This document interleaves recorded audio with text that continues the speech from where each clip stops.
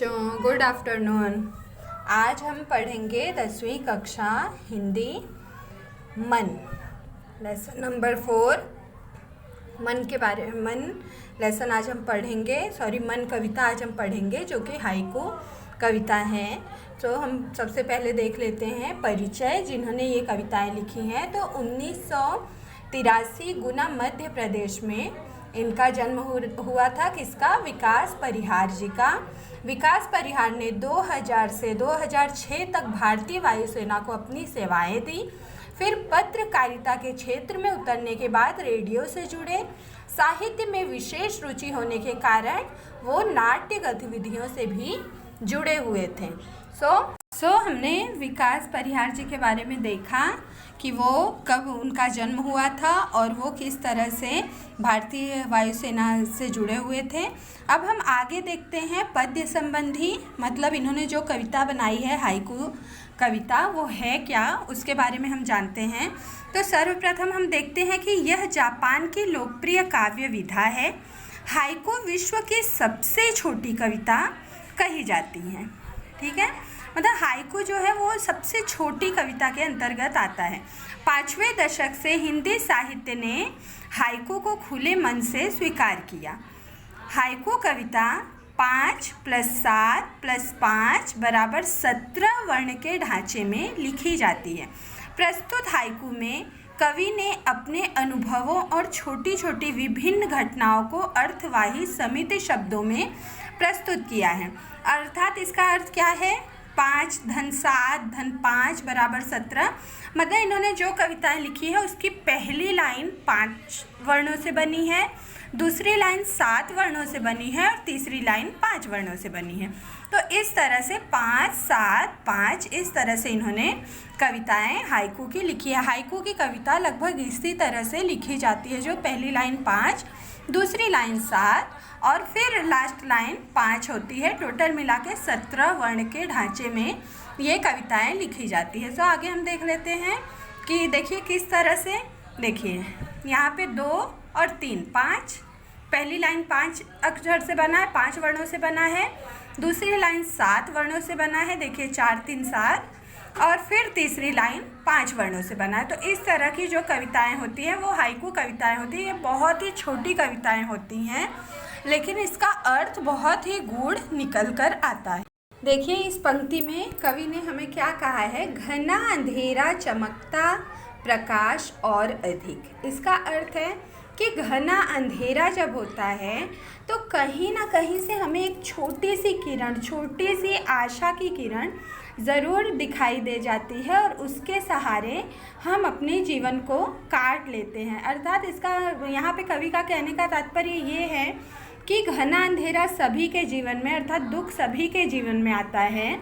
तो आप सभी निराश होकर के, कोई भी व्यक्ति निराश होकर के और अपनी हिम्मत नहीं हारनी चाहिए, क्योंकि हमें कहीं ना कहीं से एक रोशनी अवश्य दिखाई देती है और उसके सहारे हम अपना जीवन अच्छी तरह से काट लेते हैं। तो यहाँ पे तात्पर्य ये है कि घना अंधेरा चमकता प्रकाश और अधिक, मतलब जब घना अंधेरा छाता है तो हमें कहीं ना कहीं से एक उम्मीद की किरण अवश्य दिखाई देती है। करते जाओ पाने की मत सोचो जीवन सारा।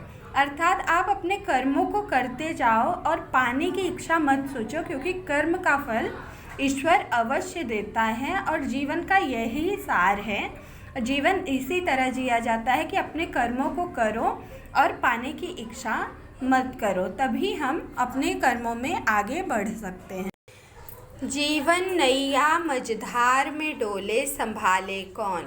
अर्थात यहाँ मेरी जीवन की नैया जो है वो मझधार में फंसी हुई है, और यदि अगर हमारे जीवन की नैया मझधार में फंस जाए तो उसे कौन संभाले। ऐसा सोचकर हमें किसी दूसरे के सहारे नहीं दौड़ना चाहिए, या हमें इधर उधर नहीं देख करके हमें खुद उसे संभालने का प्रयास करना चाहिए। और हमें सदैव अपने आप के, अपने वागडोर को, अपने जीवन की नैया को स्वयं से ही संभालने की चेष्टा करनी चाहिए। इस पंक्ति में कवि का कथन ये है। अब आगे हम देखते हैं तो रंग बिरंगे रंग संग लेकर आया फागुन।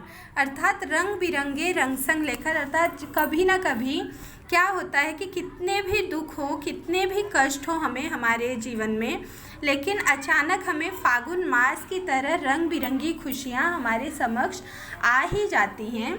सो हमें उस दिन का इंतज़ार कर और फागुन के महीने को, वसंत के महीने को खुशियों से मनाना चाहिए। अर्थात जब हमें दुख आए तो उन दुखों को भूल करके जब खुशियाँ आए तो हमें वो दुख बार बार याद करके अपने जीवन को पुनः कष्टमय नहीं बनाना चाहिए, बल्कि नए खुशियों वाले जीवन को हमें पुनः जीना चाहिए और उसे खुशी से जीना चाहिए। वो कष्टों को भूल करके, पुराने दुखों को भूल करके हमें नए सिरे से अपना जीवन शुरू करना चाहिए। यहाँ पे इस पंक्ति में कवि का कथन यही है।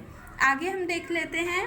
कांटों के बीच खिलखिलाता फूल देता प्रेरणा। अर्थात यहाँ पे फूल हमें बहुत ही अधिक प्रेरणा देता हुआ दिखाई पड़ता।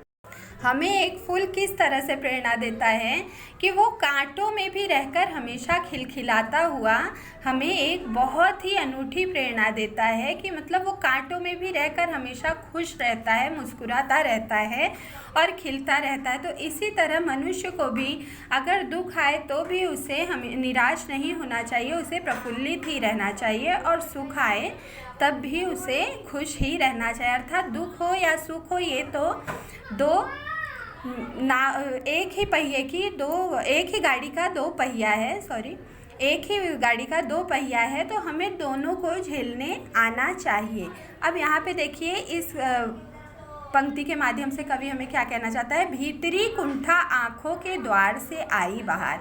अर्थात भीतरी कुंठा मतलब जब हमारे दिल में कष्ट होता है, हमें दुख होता है, हमें तकलीफ़ होता है, तो क्या होता है कि हमारी आँखों से अपने आप बरसात जैसी वो कुंठा, वो कष्ट निकलने लगता है। आंसुओं के द्वार से हमारे कुंठा, हमारा कष्ट निकलने लगता है। तो उस कष्ट को हमें महसूस करते हुए और फिर हमें पुनः एक उम्मीद की किरण जागृत कर और पुनः हमें अपने जीवन में अडिग रहना चाहिए। यहाँ पे कवि का कहने का तात्पर्य ये है। अब हम आगे देखते हैं कि कवि क्या कहना चाहता है। तो खारे जल से धुल गए विषाद मन पावन।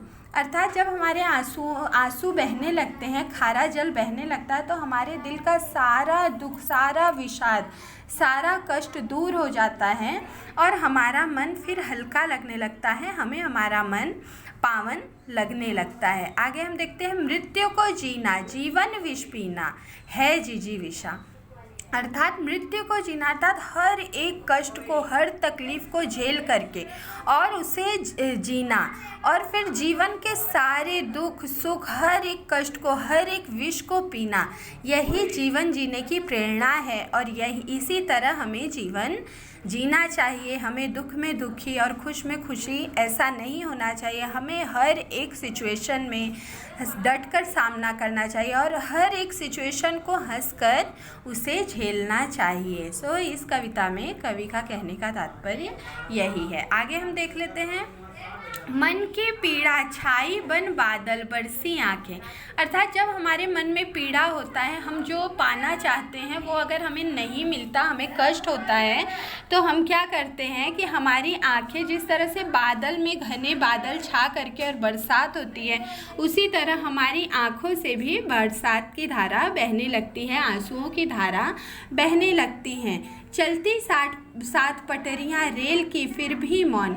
जिस तरह से रेल की पटरियाँ देखिए कितना कष्ट सहते हुए, इतना बोझ उठा कर भी वो शांत होकर के चलती रहती हैं, उसी तरह से हमें भी अपने जीवन को, दुख और सुख को झेलते हुए और शांत भाव से हमें उसका निवारण करना चाहिए और हमेशा चलते रहना चाहिए, अडिग रहना चाहिए। अब आगे की पंक्ति हम देख लेते हैं। सितारे छिपे बादलों की ओट में सूना आकाश। अर्थात जिस तरह से सितारे छिपे बादलों की ओट में, अर्थात जब चमचमाता रहता है सितारा, तो देख करके हमें कितना अच्छा लगता है। इसी तरह जब तक हमें खुशियाँ रहती हैं तब तक लोग भी, जब तक हमारे पास धन संपत्ति आदि रहते हैं तब तक लोग भी हमसे प्रसन्न रहते हैं। लेकिन जैसे ही हमारा धन संपत्ति हमसे लुप्त हो जाता है या हमें किसी भी तरह का कष्ट हो जाता है तो लोग भी हमारा मजाक उड़ाने लगते हैं। तो उन सब चीज़ों का रहना किसी अर्थ का नहीं जब तक हम उसका सही उपयोग, सदुपयोग न करें, अपने कर्मों का, अपने धन का, अपने स्वार्थ का।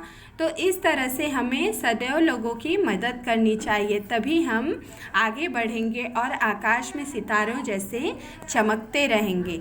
तुमने दिए जिन गीतों को स्वर हुए अमर, अर्थात जहाँ तुमने दिए जिन गीतों को स्वर, अर्थात तुमने जिस भी गीतों को स्वर दिया वो स्वर सदैव अमर हो गए। अर्थात यहाँ पे एक दुखी आदमी के लिए, दुखी आत्मा के लिए कहा जा रहा है कि तुमने जिस भी गीतों को स्वर दिए वो गीत सदैव अमर हो गए हैं। और उसी तरह हमें भी सदैव अच्छे कार्य करके और अमरत्व की ओर आगे बढ़ना चाहिए।